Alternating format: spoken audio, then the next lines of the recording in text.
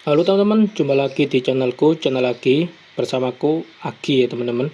Pada video kali ini aku mau memberikan atau sharing ya teman-teman mengenai tipe data di app GameKit. Jadi sebelum kita masuk ke project ya teman-teman, mungkin aku ingin berbagi dulu mengenai dasar-dasar ya teman-teman. Ya mungkin dari tipe data, kondisi, perulangan, dan seterusnya ya teman-teman.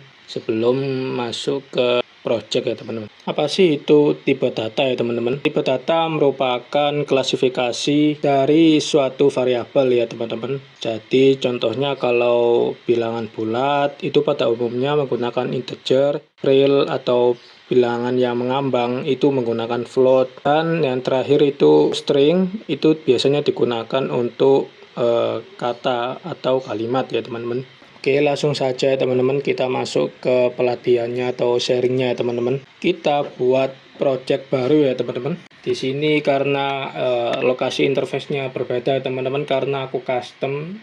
Kalian bisa cari icon namanya new di sini ya, atau ya mungkin aku kembalikan terlebih dahulu ya teman-teman.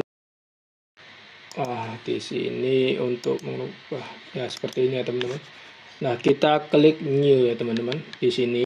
Nah, di sini kita langsung diarahkan ke dokumen ya teman-teman. Nanti kalau kalian ingin merubah lokasi project kalian bisa klik di sini ya teman-teman. Namun aku ingin menggunakan folder ini ya teman-teman, atau path ini ya teman-teman untuk sebagai tempat project. Nah, project yang aku gunakan di sini karena ini namanya sharing ya teman-teman, dan aku namakan seri app GameKit. Makanya aku kasih seri app GameKit ya teman-teman. Nama project ini sebenarnya nanti bisa kita rubah ya teman-teman di selama pengembangan. Terus kita buat AKK sendiri sudah membuatkan kita template ya teman-teman. Jadi kita nggak perlu buat dari awal. Yang pertama itu adalah error mode ya teman-teman. Yang dimana error mode ini itu kayak config ya teman-teman. Gimana sih AKK itu menangani errornya, apakah itu harus diberitahu atau harus di stop aplikasinya atau nggak perlu dikasih tahu. Jadi ini cocok ketika ada yang namanya ketika production tapi kalian nggak ingin force close, mungkin masalah inisialisasi atau apapun, mungkin bisa di forget masalah ini. Namun untuk saat ini kita beri default aja teman-teman. Terus yang di bawah ada title, itu yang biasanya di atas sini ya teman-teman. Nah, ini title dari windownya. Nah, ini bisa kalian setting nanti, tapi aku kasih default. Terus yang kedua di bawahnya ini ada size ya teman-teman. Aku besarkan ya teman-teman. Bentar. Oke, mungkin segini ya teman, maaf ya teman-teman. Nah, ini tadi yang error, ini yang title, yang ini adalah size ya teman-teman. Nah, size ini itu adalah ukuran dari windownya ini ya teman-teman. Pada dasarnya teman-teman, umumnya itu biasanya menggunakan max dari device-nya ya teman-teman. Jadi mungkin kalian bisa ganti atau tetapkan seperti ini aja ya teman-teman, karena ini cukup latihan aja ya teman-teman. Terus di bawahnya itu adalah config resize, seperti kita membesar kecilkan ya teman-teman. Bentar. Nah, besar kecil seperti ini ya teman-teman. Itu adalah config. Kalau diizinkan itu 1, tapi kalau tidak diizinkan itu 0 ya teman-teman. Kali ini aku pilih 0 aja ya teman-teman. Kita jalankan display monitor. Nah, ini sudah 0 ya teman-teman, nggak bisa di resize lagi ya. Nah, untuk virtual resolusinya teman-teman, ini adalah batasan dari rendernya ya teman-teman, dari kameranya ya teman-teman. Jadi ini berbeda dengan windownya ya teman-teman, yang dimana ini size dari desktop atau layar keseluruhan ya teman-teman, apakah perlu full screen atau tidak ya teman-teman. Jika dilihat dari referensi ya teman-teman, ketika device pengguna kalian itu di bawah ini, dia akan berusaha kayak dipaksa untuk sampai pembatas hitam handphone atau device mereka ya teman-teman. Kayak ya dipaksa sesuai batasan Windows mereka, batasan yang telah ditentukan di sini ya teman-teman. Koreksi aja ya teman-teman kalau aku salah, karena aku juga masih belajar ya teman-teman. Oke, terus yang kedua itu adalah orientasi ya teman-teman, yaitu dimana kita bisa putar-putar ya teman-teman. Biasanya ini pengguna handphone ya teman-teman, yang dimana kalau dilihat dari sini adalah untuk mobile teman-teman ya, untuk mobile. Jadi kadang-kadang kita kan mau merotate ya teman-teman. Nah ini diizinkan rotate atau tidak boleh gitu ya teman-teman. Kita biarkan kayak gini aja ya teman-teman, karena kita fokus ke komputer ya teman-teman, atau desktop.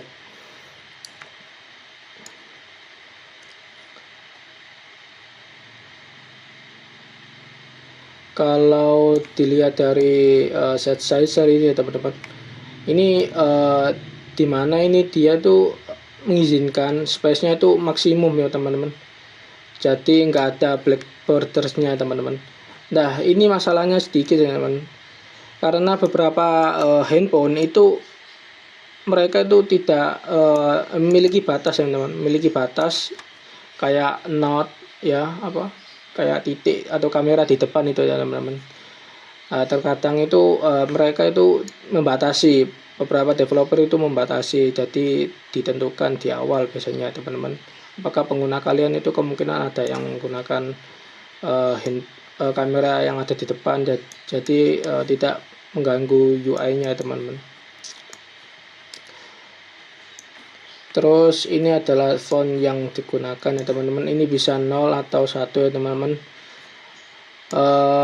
Yang satu ini terbaru ya teman-teman, seperti yang ditulis oleh defaultnya atau template-nya teman-teman. Ini jauh lebih bagus ya teman-teman. Oke, kita masuk ke tipe data ya teman-teman. Jadi AKK sendiri ya teman-teman itu memiliki 3 ya teman-teman, 3 tipe data. Jadi tipe data pertama itu adalah integer ya teman-teman.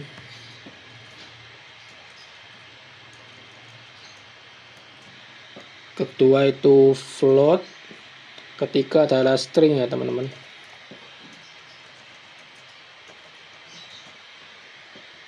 Sebenarnya ada 2 cara ya teman-teman untuk menggunakan ini ya teman-teman.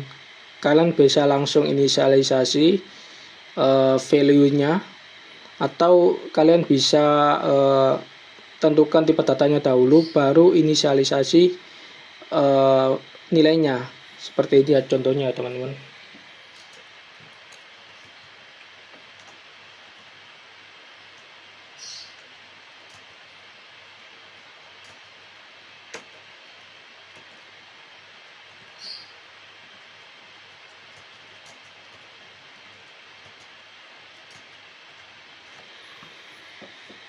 Seperti ini, coba kita print ya teman-teman di sini.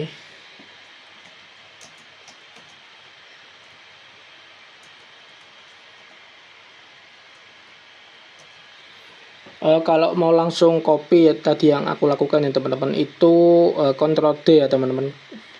Ctrl D aja seperti ini ya, Ctrl D kalau mau. Sayangnya di sini nggak ada Ctrl X atau Ctrl C ya teman-teman. Ya seperti itu aja. Oke, coba kita run ya teman-teman. Nah seperti yang tampak ya teman-teman, 0 dan 1 juga.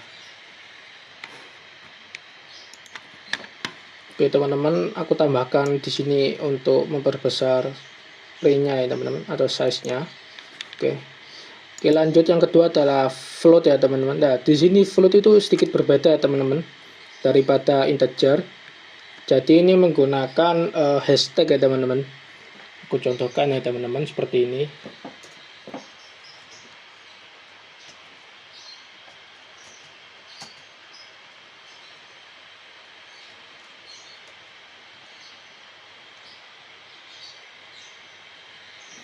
Namun untuk inisialisasi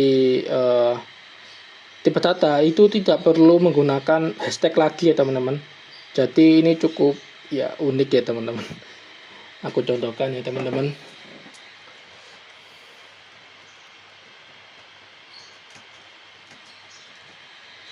Jadi perbedaannya tuh kalau diinisialisasi itu perlu hashtag ya teman-teman ketika inisialisasi langsung. Tapi kalau ditentukan tipe datanya dahulu, dia langsung nggak perlu pakai hashtag ya teman-teman. Coba kita print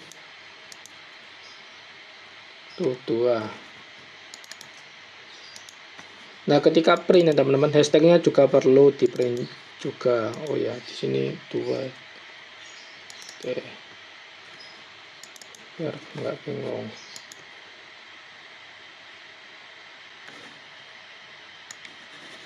Oke teman-teman, jadinya seperti ini 0, 1, 2, dan 3 teman-teman.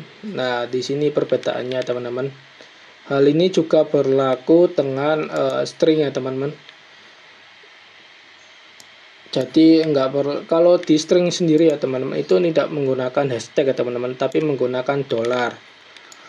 Dan aku kasih contoh ya teman-teman. Jadi seperti ini.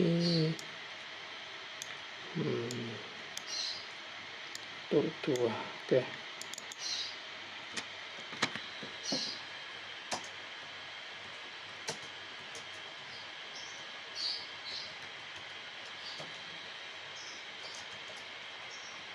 Untuk config ya teman-teman. Di sini kan aku langsung jadi 2 ya teman gini ya teman. Itu aku dapatkan dari build option ya teman-teman. Dari editornya aku langsung kalau tidak salah sih ada beberapa di sini tuh yang bisa kalian edit ya teman-teman. Sebentar. Nah ini ya teman-teman. Ini agar mempercepat aja ya teman-teman. Dan aku contohnya nyalakan ini aja ya teman.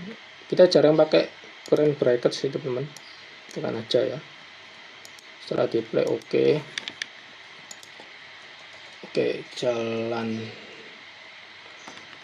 Nah ini 4 ya. Oke seperti ini. Oh ya $, ya teman-teman. Oke, kita copy terus kita tampilkan.